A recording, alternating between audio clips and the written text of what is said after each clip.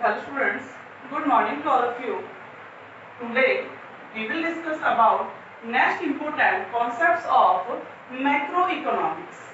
इससे पहले स्टूडेंट्स मैंने कल भी वीडियो के लास्ट में आपसे बोला था कि जो होमवर्क है, जो इम्पोर्टेंट कॉन्सेप्ट हैं, अभी जो मैं रिवाइज करा रही हूँ चैप्टर, हमारा सिलेबस है वो कंप्लीट हो चुका है। अब हमारा रिवीजन स्टार्ट हो गया है बीएसटी का भी and account on economics. BST और इकोनॉमिक्स दोनों का ही रिवीजन आपका चालू है। तो इसके जो भी आप रिवीजन्स में हम आपको जो भी टॉपिक्स बता रहे हैं, जो डिस्कस टॉपिक कर रहे हैं, उन्हीं सभी टॉपिक्स को आपको दोबारा से एक नोटबुक बनानी है और उसमें ब्लैक पेन से वो लिखना है।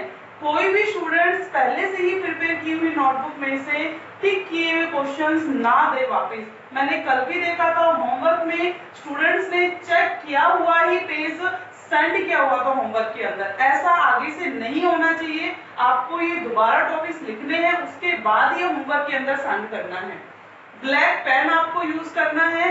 पेजेस आपके, अगर आपके पास फेयर नोटबुक के अंदर अभी स्पेस है, बहुत पेजेस बाकी हैं, तो आप फेयर नोटबुक में कर लो। अदरवाइज नहीं है तो आप दूसरी नोटबुक ले आओ, चाहे वो रफ हो या फेयर हो, लेकिन लिखना आपको दोबारा ही है। समझ आ गया? और यूज क्या करना है? ब्लैक पेन यूज करना है। ब्लैक पेन से ही सभी स्टूडेंट्स बीएसटी एंड इकोनॉमिक्स दोनों के होमवर्क को आप सेंड करोगे। और दूसरा कि आपने जो ब्लैक बोर्ड के ऊपर देखा कि यहाँ पर मैडम ने केवल हेडिंग लिखी हुई है ना, आप हेडिंग उतार देते हो। हेडिंग विद एक्सप्लेनेशन, क्योंकि जब हम इसमें हेडिंग लिख रहे हैं तो एक्सप्लेन भी हम करा रहे हैं, वो एक्सप्लेनेशंस भी सुननी है, उसके बाद वो राइट करनी है, तभी वो होमवर्क सेंड करना है। तो आगे से आपके होमवर्क में कोई भी कंप्लेंट नहीं होनी चाहिए। और दूसरा कि कल हमने ग्रुप में डाला भी है कि आपको अपना होमवर्क सेंड कैसे करना है। उसी सभी पेजेस, अगर आपके 2 पेजेस हैं, 3 पेजेस हैं, सभी पेजेस के ऊपर आपका name, father name and sections mention होना चाहिए। समझ आ गया कि name, father name and sections तीनों मेंशन हो, उसके बाद ही आपको होमवर्क सेंड करना है। सभी पेजेस के ऊपर होना जरूरी है। क्लियर हो गया? अब आज हम करेंगे नेक्स्ट टॉपिक इन्वेस्टमेंट। देखो कल हमारा इन्वेस्टमेंट चल रहा था। कल हमने इन्वेस्टमेंट्स के टाइप्स किए, टाइप्स ऑफ इन्वेस्टमेंट। इन्वेस्टमेंट के टाइप से fix investment and fix investment and inventory investment. Further इस इन्वेस्टमेंट्स के फर्दर टाइप्स भी हैं, जिसको हम बोलते हैं gross investment and net investment. क्या बोलते हैं? Gross investment and net investment. अब ग्रॉस इन्वेस्टमेंट्स क्या है, नेट इन्वेस्टमेंट्स क्या है? Gross investments refers to that productions of capital goods during the year या during the within 1 year, मतलब एक साल के अंदर जितना भी कैपिटल गुड्स का प्रोडक्शन हुआ वो क्या कहलाता है? हमारा ग्रॉस इन्वेस्टमेंट। ग्रॉस इन्वेस्टमेंट्स के अंदर इट्स इंक्लूडेड डेप्रिसिएशन। यहाँ पर इंक्लूड क्या होता है? डेप्रिसिएशन, रिप्लेसमेंट कॉस्ट इंक्लूड्स होती है ग्रॉस के अंदर। बट जो नेट इन्वेस्टमेंट्स होता है वो कैसा होता है? Excluded depreciation, excluded replacement cost, excluding replacement cost. हम ये भी जनरली ये भी बोल सकते हैं कि जिस भी एसेट्स को हमने क्या किया है? परचेज किया है, वो परचेजिंग वैल्यू उसकी क्या होगी? Gross value. क्या होगी उसकी? Gross value. लेकिन after some time, after passage of time, वो जो एसेट्स है वो क्या हो जाती है? रिड्यूस हो जाती है। उसकी वैल्यू क्या हो जाती है? रिड्यूस हो जाती है। तो वो क्या आएगा? जहां फिर हम इसमें से क्या वैल्यू को रिड्यूस कर क्या करते हैं, फिर क्या निकल कर आता है? हमारा नेट इन्वेस्टमेंट। इसमें पॉइंट दे रखा है capital goods use for the replacement of existing capital stock. मतलब कि जो कैपिटल स्टॉक है आपके पास, एग्जिस्टिंग कैपिटल स्टॉक है, उसके अंदर जो रिप्लेसमेंट को भी आप क्या कर रहे हो? यूज कर रहे हो। It is called gross investment. क्या कहोगे? Gross investment. और ये क्या है? Depreciation includes depreciation. And second is capital goods used as net addition. जब भी आप उस कैपिटल को उसकी नेट वैल्यू से यूज करते हो टू एग्जिस्टिंग कैपिटल स्टॉक, तो it is called net investment. मैं आपको इसको एक एग्जांपल के थ्रू बताती हूँ। फॉर एग्जांपल आपने क्या किया? अभी एक नया फोन परचेज किया है। क्या किया आपने, एक नया फोन परचेज किया, उस फोन के प्राइसेस कितने हैं 11,000, कितने हैं 11,000 का आपने एक फोन परचेज किया। तो जब अगर आपने उसको क्या किया 1 ईयर यूज किया 2 ईयर यूज किया, आप जनरली किसी से पूछते हो कि या फिर जब कोई आपसे पूछे कि भाई आपका फोन कितने का, तो आप क्या कहोगे 11,000। मतलब कि अगर आपने 5 साल उसको यूज कर लिया ना, 5 साल बाद भी कोई पूछेगा भाई आपके फोन कितने का है 11,000 का ही है। बट जब आप सोचोगे कि सभी पूछ रहे हैं मेरा फोन कितने का, मतलब 11,000 का, तो मुझे मार्केट में जाके पता करना चाहिए फोन एक्चुअली है कितने का। मार्केट में आप गए, मार्केट में बताया कि आपका फोन आज की डेट में केवल कितने का है 4,000 का है। क्या है 4,000 का है। देखो अभी तक आप उसको 11,000 एज अ 11,000 क्या कर रहे थे, उसको यूज कर रहे थे। बट जैसे ही आप मार्केट में गए, मार्केट वैल्यू आपको पता चली वो कितनी हो गई 4,000, जबकि फोन के अंदर फीचर वही है जो जब फर्स्ट टाइम आपने फोन परचेज किया था, वही सेम फीचर है, वही फंक्शन है। फोन को आपने इतना सेफ रखा हुआ, फोन भी एज इट इज है, बट उसके प्राइस कम कहाँ हो गए। तो 11,000 का खरीदा, लेकिन आज उसके प्राइस क्या है 4,000। इट मींस आपने उसकी वैल्यू को क्या कर लिया डेप्रिशिएट, उसकी वैल्यू क्या हो गई है डेप्रिशिएट हो गई है।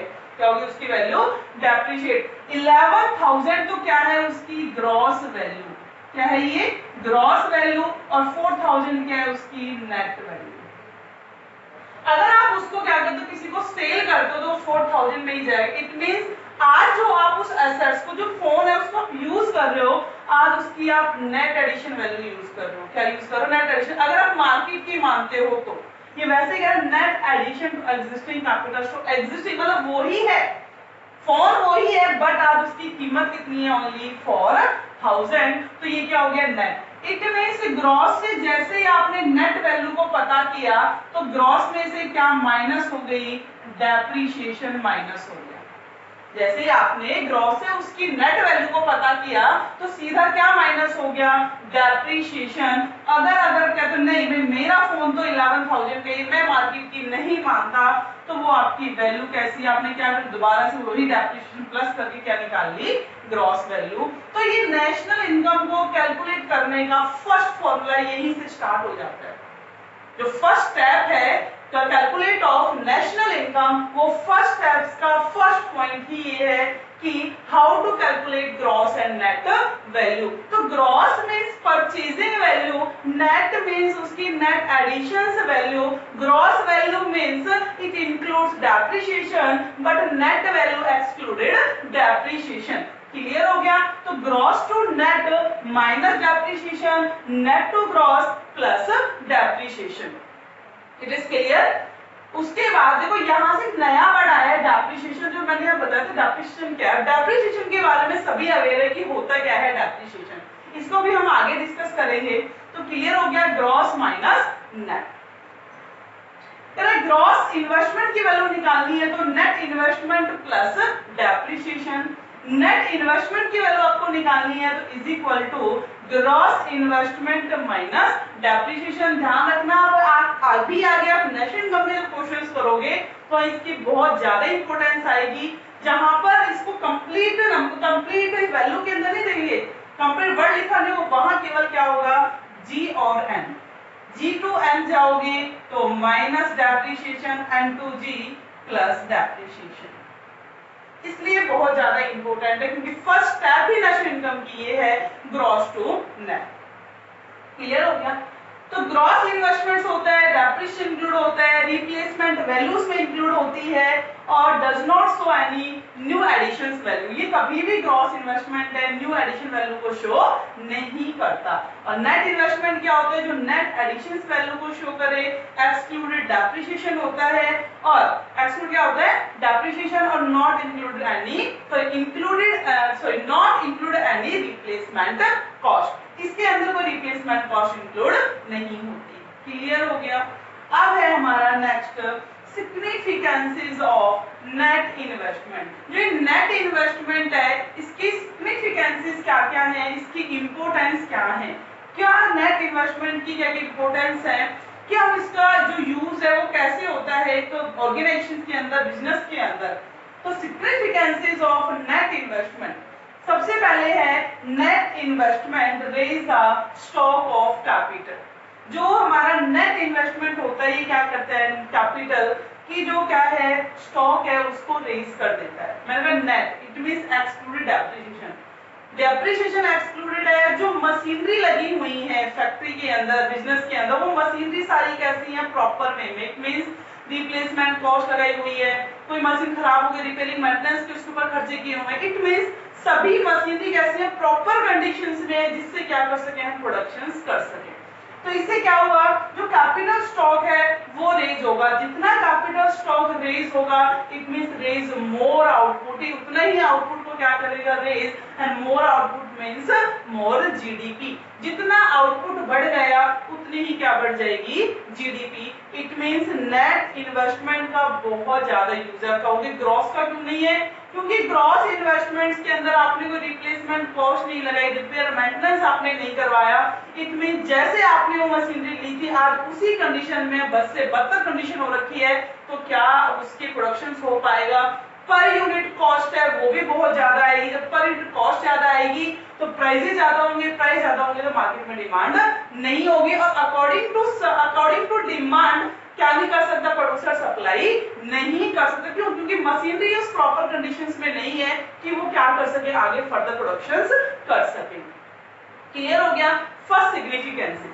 सेकंड कि net investment also help generate opportunities of employment when plants and machineries are better conditions, when plant and machineries are better conditions में है, it means it raise more output, ये किसको raise करेगी, more output, and for productions of more output implies requirement of employees, employees की क्या होगी requirement, जो employees की requirement होगी it means it create more employment, ये क्या क्रिएट करेगा, मोर एम्प्लॉयमेंट, कि लोगों को क्या मिले, ज्यादा से ज्यादा एम्प्लॉयमेंट मिले। और इंडिया की सबसे बड़ी कमजोरी हम कहें या सबसे बड़ा जो बैकवर्ड में जाने का रीजन ही क्या है, अनएम्प्लॉयमेंट, कि हमारे इंडिया के अंदर क्या है अनएम्प्लॉयमेंट बहुत ज्यादा है, इतनी अनएम्प्लॉयमेंट है कि हमारी इंडिया है वो बैकवर्ड में है। इंडिया किसमें जाई जा रही है, बैकवर्ड्स के अंदर। तो इसमें क्या होगा, जितना नेट इन्वेस्टमेंट इंक्रीज होगा तो मोर एम्प्लॉयमेंट अपॉर्चुनिटीज क्रिएट होंगी। और इंडियन जो इकोनॉमी उसकी मेन प्रॉब्लम्स क्या है, पॉवर्टी और अनएम्प्लॉयमेंट, ये प्रॉब्लम्स क्या हो जाएगी सॉल्व। अभी आपने इंडियन इकोनॉमी में किया था, employment, unemployment and poverty is the basic problems, is the serious problems of our Indian economy। Indian economy की क्या है सबसे सीरियस bottleneck problems है जिनका solutions मिलना कैसा हो रहा है, impossible हो रहा है इंडिया के लिए। तो नेट इन्वेस्टमेंट बढ़ेगा तो क्या बढ़ेगा, एम्प्लॉयमेंट बढ़ेगा।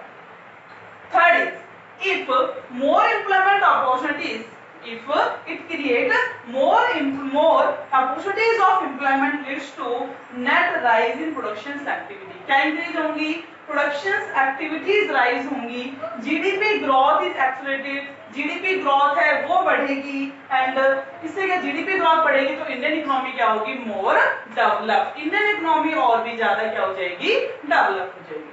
फिर आपसे पूछा जाए कि what is the difference between gross investment and net investment, जो ग्रॉस इन्वेस्टमेंट है नेट इन्वेस्टमेंट है इन दोनों के बीच में क्या डिफरेंस है।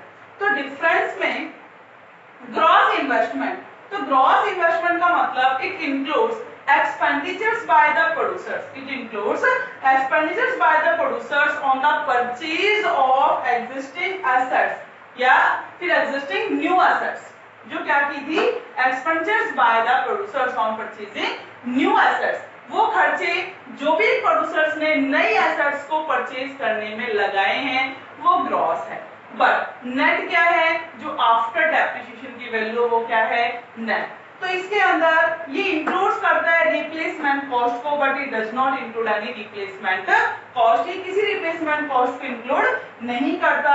इट शो या फिर it does not show a new addition, it does not show new additions of existing stock capital, but net investment show the net addition to existing capital stock। Clear हो गया। तो ये था हमारा gross and net and significances of net investment. अभी अब आगे है, यहीं से एक वर्ड निकला है डेप्रिसिएशन। क्या निकल कर आया है? डेप्रिसिएशन। तो ये डेप्रिसिएशन क्या है? देखो डेप्रिसिएशन आप सभी ने पढ़ा है ना, अकाउंटेंसी सभी ने पढ़ी है ना अकाउंटेंसी के अंदर कि डेप्रिसिएशन क्या होता है। What is the meaning of depreciation? तो डेप्रिसिएशन का मीन्स क्या है? Decrease in the value of fixed assets. क्या है depreciation? Decrease in the value of fixed assets. Next depreciation, क्या बता रही थी मैं अभी? डेप्रिसिएशन, मैंने इसका मीनिंग बताया आपको। Depreciation means decrease in the value of fixed assets. जब भी क्या होता है, फिक्स्ड एसेट्स की वैल्यू कॉन्टिन्यूअस क्या होती है? डिक्रीज होती है। जैसे जैसे वैल्यू डिक्रीज होती है आफ्टर पैसेज ऑफ टाइम, के रीजन बहुत होते हैं, तो वो क्या कहलाएगा? हमारा डेप्रिसिएशन। अब क्वेश्चन आता है what is the reasons of depreciation? इस डेप्रिसिएशन का रीजन क्या है? किस कारण से वैल्यू डेप्रिशिएट होती है? क्यों हमारे जो प्लांट्स मशीनरी फिक्स एसेट्स को यूज करते हैं, कुछ टाइम बाद उसकी वैल्यू ऑटोमेटिकली क्या हो जाती है? गिर जाती है। क्या रीजन है? तो जैसे फर्स्ट रीजन है normal wear and tear. Generally जो एसेट्स हम यूज करते हैं किस नेचर की होती है? वो normal wear and tear nature की होती है, जो जल्दी हमने यूज के यूज एंड थ्रू नेचर की बहुत सारी एसेट्स होती है।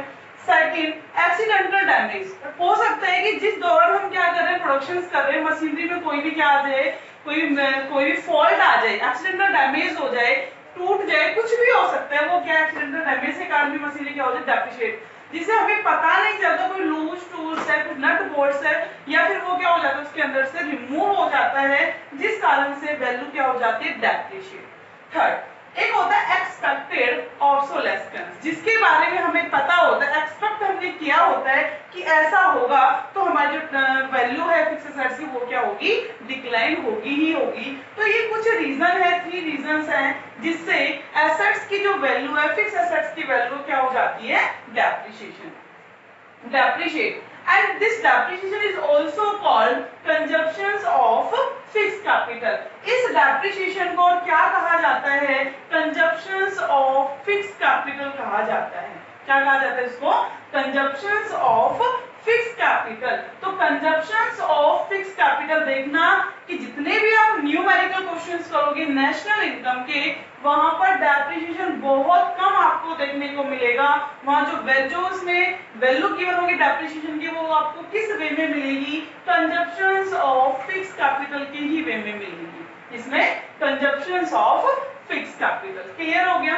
अब है कि significantly how to calculate depreciation, how to calculate depreciation, कैसे कैलकुलेट करोगे? फॉर एग्जांपल आपने क्या किया, एक मशीनरी परचेज की, तो मशीनरी कितने की है? वो 10 लाख की। मशीनरी कितने रुपीस की है? 10 लाख की मशीनरी आपने परचेज कर ली।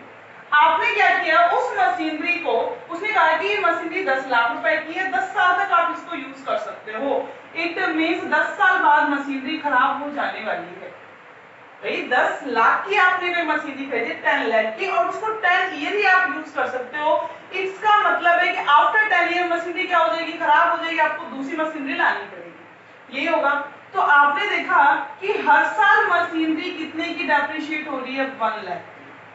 हर साल मशीनरी कितनी की डेप्रिशिएट हो रही है? 1 लाख की। और फिर उसने ये भी बता दिया, एक होगा स्क्रैप वैल्यू, उसने ये बता दिया कि अगर आज आप इस मशीनरी को 10 लाख की खरीद रहे हो, 10 साल का इसका लाइफ टाइम है, 10 साल आप इसको यूज कर सकते हो। आफ्टर 10 ईयर आप इसको सेल करते हो, तो ये केवल कितने में सेल होगी? 1 लाख में सेल हो जाएगी। कहीं भी इसको बेचोगे तो 1 लाख में ये चली जाएगी। तो हमने क्या किया, ये क्या थी उसकी ओरिजिनल वैल्यू, क्या थी? Original value. इस ओरिजिनल वैल्यू में से उसकी जो स्क्रैप वैल्यू, कौन सी? Scrap value. स्क्रैप वैल्यू को क्या कर दो आप? माइनस कितनी? बोलो उसने क्या कहा है शॉपकीपर ने, जहां से आपने मशीनरी खरीदी थी, कि 10 लाख की आप परचेज करो, बाद में 10 साल बाद ही 1 लाख की क्या हो जाएगी? सेल हो जाएगी। इट मींस 9 लाख, और 10 इयर्स तक क्या होनी है? वो यूज होनी है। तो कितना आ गया? 90,000, सॉरी 9 लाख अपॉन 10, तो कितनी हो गई? 90,000। देखो जब स्क्रैप वैल्यू नहीं बताई हमें, उस टाइम हमारा 1 लाख का डेप्रिसिएशन था हर साल। हर साल मशीनें कितनी डेप्रिशिएट हो रही थी? 1 लाख से। लेकिन जब उसने क्या बता दिया? स्क्रैप वैल्यू बता दी, इसका मतलब है कि अब मशीनरी केवल कितनी हर साल 90,000 क्या होगी मशीनरी डेप्रिशिएट होगी। क्लियर हो गया कि कैसे कैलकुलेट करोगे, क्योंकि इस टाइप के भी क्वेश्चंस आपको मिलेंगे वहां डेप्रिसिएशन की एग्जैक्ट वैल्यू ना गिवन होकर आपसे ये बोल दिया जाएगा कि मशीनरी थी 10 लाख की, आपने 1 ईयर यूज किया, तो 1 ईयर हम तो विद इन 1 ईयर की क्या निकालते हैं, नेशनल इनकम निकालते हैं, तो इस टाइप से हम क्या करेंगे उसको कैलकुलेट करेंगे। ये था डेप्रिसिएशन और उसके रीजंस ऑफ डेप्रिसिएशन। अब है कि significances of depreciation reserve fund. जो हमारे डेप्रिसिएशन रिजर्व फंड है इसकी क्या क्या इंपॉर्टेंस होती है, क्यों बनाते हैं, how to make depreciation reserve fund. Depreciation reserve fund को क्यों बनाया जाता है, तो सबसे पहले तो द फंड ये बनाते क्यों हैं, this fund is used for replace the worn out of fixed assets. जो आपकी फिक्स्ड एसेट्स क्या हो गई है, वॉर्न आउट हो गई है, मतलब कि या वो उस कंडीशंस पे नहीं है, यूज करने कंडीशंस में आप इस फंड को यहाँ पर यूज कर सकते हो, उसको रिप्लेस करने में यूज कर सकते हो। It fulfil the replacement cost, ये क्या करती है, रिप्लेसमेंट कॉस्ट की वैल्यू को फुलफिल कर देती है। देखो अभी यहाँ मैंने आपको एक एग्जांपल बताया कि आपकी जो मशीनरी है, एक शॉपकीपर ने जान सकते मशीनरी परचेज की, उसने कहा कि 10 लाख रुपीस की आपकी मशीनरी है, 10 साल तक आप इसको यूज कर सकते हो, आफ्टर 10 ईयर आपको चेंज करनी पड़ेगी। ठीक है, आपने क्या किया, डेप्रिसिएशन आपको पता है कि हर साल मेरी मशीनरी 1 लाख रुपीस से क्या हो रही है, डेप्रिशिएट हो रही है। अगर आपने कोई फंड नहीं बनाया, अगर आपने कोई भी फंड नहीं बनाया तो 10 साल बाद जरूरी नहीं कि वो मशीनरी आपको 10 लाख में ही मिले, हो सकता है आपको 20 लाख रुपए में मिले, कुछ नहीं पता, क्योंकि अकॉर्डिंग टू सिचुएशंस, किसी सिचुएशन के अकॉर्डिंग कुछ भी हो सकता है कि जरूरी नहीं वो मस्त हो सकता है 10 लाख की वजह वो और भी सस्ती मिल जाए आपको। लेकिन आप अगर उसके लिए क्या करता है, हमेशा एक बिजनेसमैन होता है, प्रोड्यूसर्स होता है, प्रिपेयर होता है फ्यूचर्स के लिए, वो क्या बनाकर रखता है, एक रिजर्व फंड बनाकर रखता है कि 1 लाख रुपए की मेरी मशीनरी क्या हो रही है, डेप्रिशिएट, तो मैं 1 लाख रुपए के ही हर साल क्या बनाऊंगा, फंड बनाऊंगा। 1 लाख रुपए की क्या बनाऊंगा, फंड बनाऊंगा। 1 लाख रुपए एक साइड तो मशीनरी डेप्रिशिएट हो रही है और एक साइड वो 1 लाख रुपए जमा करता जा रहा है फंड के अंदर, कि 10 साल बाद जैसे ही मशीनरी कंप्लीटली क्या हो गई है, हम ये कहेंगे वर्किंग कंडीशंस में नहीं है, क्या वर्किंग कंडीशंस में नहीं है, तो क्या करेगा, 10 साल तक उसने 1 साल साथ तो मशीन डेप्रिशिएट हुई, दूसरी साइड उसने 1 लाख क्या बना लिए, फंड बना लिए, तो 10 साल तक 10 लाख का तो फंड हो गया, अब मशीनरी 10 लाख से क्या हो गया, रिड्यूस हो गई। अब वो क्या कर सकता है, उस अमाउंट को वहां से लेकर न्यू मशीनरी को परचेज कर सकता है। इट मींस फिक्स एसेट्स को रिप्लेस करने में यूज हो सकते हैं रिजर्व फंड, बिल्कुल राइट है। क्या कर रहे हैं, जो रिप्लेसमेंट कॉस्ट आ रही है उसको फुलफिल करने का काम भी कौन कर रहा है, डेप्रिसिएशन रिजर्व फंड, जो हर प्रोड्यूसर्स बनाता है। अगर वो नहीं बनाता, अगर प्रोड्यूसर्स ये फंड नहीं बनाता है तो वो इतनी अमाउंट एक साथ नहीं जुटा पाएगा, जिससे क्या होगा, लो इन्वेस्टमेंट। अगर ये रिजर्व फंड नहीं बनेंगे तो ये किसको कहते हैं, 10 साल बाद 10 लाख रुपए ना हो तो प्रोड्यूसर्स क्या नहीं कर पाएगा, मशीनरी को परचेज नहीं कर पाएगा। मशीनरी परचेज नहीं होगी तो आउटपुट का लेवल क्या हो जाएगा, गिर जाएगा। आउटपुट के गिरने का मतलब है कि less low employment leads to low income, और low income leads to low demand, and low demand leads to low level of output, again low level of output, low level of output again leads to low productions, किसको कर देगा, वो low productions में produce कर देगा। Clear हो गया, तो ये है, ये रिक्वायरमेंट है किसकी, डेप्रिसिएशन रिजर्व फंड की। क्लियर हो गया, इस सिग्निफिकेंस की। अब यहीं से वर्ड निकल कर आया है expected obsolescence and unexpected obsolescence. Sorry, expected कौन से होते हैं और अनएक्सपेक्टेड कौन से होते हैं। एक्सपेक्टेड ऑब्सोलेसेंस का मतलब क्या है कि जिसके बारे में हमने क्या किया, एक्सपेक्ट किया हुआ है कि ऐसा होगा, इसके बाद हमने क्या कर रखा है, एक्सपेक्ट किया हुआ है कि ऐसा होगा, और होता भी है। जनरली प्रोसेस क्या करता है, कुछ चीजें एक्सपेक्ट कर चलता है कि ऐसा फ्यूचर में होने वाला है, तो वो क्या कहलाता है, एक्सपेक्टेड ऑब्सोलेसेंस। और जिसके बारे में उसने कभी सोचा भी ना हो और ऐसा हो जाए, वो क्या कहलाता है, अनएक्सपेक्टेड ऑब्सोलेसेंस। तो एक्सपेक्टेड ऑब्सोलेसेंस क्या है, तो एक्सपेक्टेड का मतलब जिसके बारे में क्या हो, प्रोड्यूसर्स को पहले ही नॉलेज हो, पहले से ही जानकारी हो। फॉर एग्जांपल से पता due to change in technology, जैसे ही टेक्नोलॉजी में चेंज आएगा तो क्या होगा, जो मेरी टेक्नोलॉजी है वो पक्का क्या होगी, डेप्रिशिएट होगी। जैसे कि पहले के टाइम में जो भी प्रोड्यूसर्स क्या बनाते थे, ब्लैक एंड व्हाइट टीवी जिन्होंने प्रोड्यूस किया, जैसे ही कलर टीवी आया तो ब्लैक एंड व्हाइट टीवी की जो टेक्नोलॉजी थी ऑटोमेटिकली क्या हो गई, डेप्रिशिएट हो गई। क्या हो गई, डेप्रिशिएशन। अब क्या हुआ, कलर टीवी की जगह किसने ले ली है, एलईडी ने ले ली। किसने ले ली है, एलईडी ने ले ली। तो कलर टीवी की जो टेक्नोलॉजी है वो क्या हो चुकी है, डेप्रिशिएट, एक्सपेक्ट कर रखा है। क्योंकि आज जो टेक्नोलॉजी जरूरी नहीं कि आने वाले 1 साल में, 2 साल में, 5 साल में, 10 साल में तो चेंज नहीं होगी, चेंज पक्का होगी। इसके बारे में प्रोड्यूसर्स पहले से क्या होता है, रेडी होता है। इसमें प्रोड्यूसर कैसे होता है, शुरू से ही रेडी होता है, शुरू से अपने फंड्स बनाने स्टार्ट कर देता है, फंड्स रखने स्टार्ट कर देता है, हाँ, कि आने वाली जो सिचुएशन है, आने वाली जो अपॉर्चुनिटीज है, आने वाली जो प्रॉब्लम्स है, उन्हें वो क्या कर सके, फेस कर सके। क्लियर हो गया।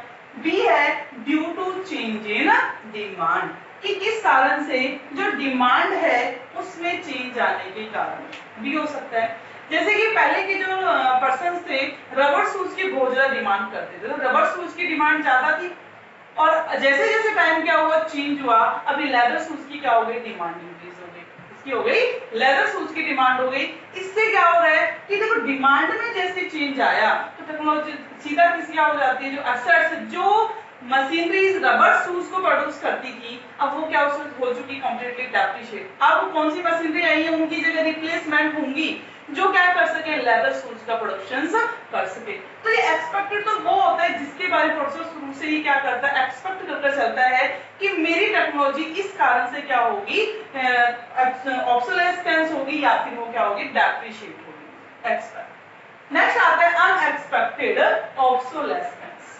अनएक्सपेक्टेड ऑब्सोलेसेंस, जिसके बारे में प्रोड्यूसर्स ने कभी नहीं सोचा हो कि ऐसा हो जाएगा, जिस कारण से मुझे उसकी जो टेक्नोलॉजी है वो क्या हो जाएगी, खराब। टेक्नोलॉजी डेप्रिशिएशन किया तो डेप्रिशिएशन की जो लॉस है उसका डेप्रिशिएशन नहीं कहोगे, क्या एक तरह से अनएक्सपेक्टेड ऑब्सोलेसेंस, ये कैपिटल लॉस है जिसके बारे में प्रोड्यूसर्स ने कभी भी नहीं सोचा। जैसे कि नेचुरल कैलामिटीज, फ्लड आ जाना, क्या हो जाना, फ्लड है, अर्थक्वेक है, स्टॉर्म्स है, ड्रॉट्स है। जैसे कि आज के टाइम में प्रेजेंट में क्या फेस कर रही है इकोनॉमी, कोरोना को फेस कर रही है, वो क्या एक नेचुरल कैलामिटीज है जिसके बारे में कभी भी किसी ने नहीं सोचा था कि एक ऐसी सिचुएशन आएगी, एक दिन हम इस सिचुएशन पर होंगे कि प्रोडक्शन की सारी मशीनरी बेटर कंडीशंस में होंगी, फिर भी हम क्या नहीं कर सकते, प्रोडक्शंस नहीं कर सकते।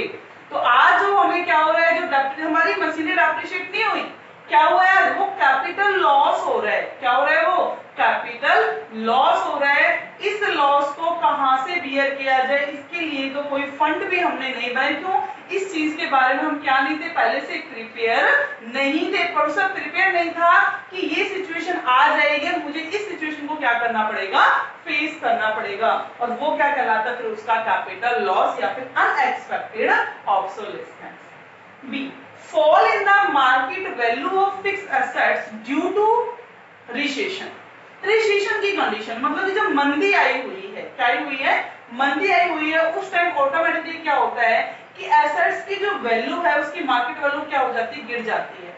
प्रोड्यूसर्स ने सोचा ये था कि आज मैं ये प्रोडक्शन करूं इस गुड्स का, इसको मार्केट में सपोज कोई भी यूनिट है कि उस यूनिट का आज मार्केट में सेल हो रही है 1000 पर यूनिट के अकॉर्डिंग, लेकिन जैसे रिसेशन आया तो क्या कह दिया, ये यूनिट्स कितने में सेल हो गए, ओनली 300 पर यूनिट के अकॉर्डिंग।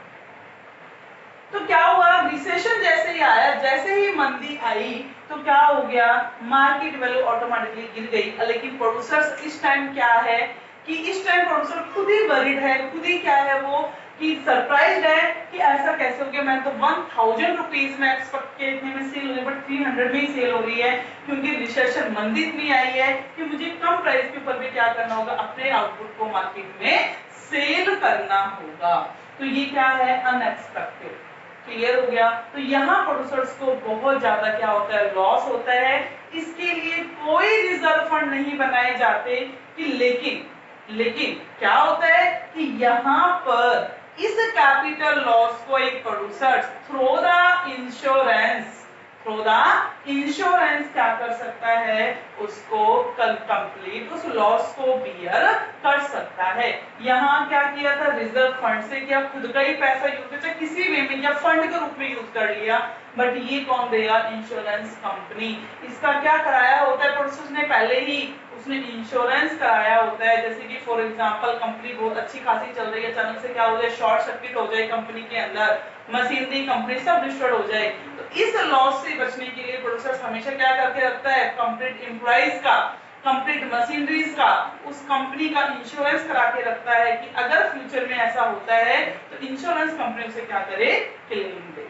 क्लियर हो गया। तो आज हमने टॉपिक किए gross investment, net investment, significances of net investment, difference of gross and net investment, meaning of depreciation, depreciation, reasons of depreciation, significances of depreciation reserve fund and इसके क्या है टाइप्स। टाइप्स कौन से, ऑब्सोलेस्केंस के, एक्सपेक्टेड एंड अनएक्सपेक्टेड ऑब्सोलेस्केंस। और उसके बाद इसी से हम क्या कर सकते हैं, डिफरेंस भी कर सकते हैं, difference between depreciation and capital loss, depreciation and capital loss, या फिर difference between expected obsolescence and unexpected obsolescence. Clear हो गया सभी को।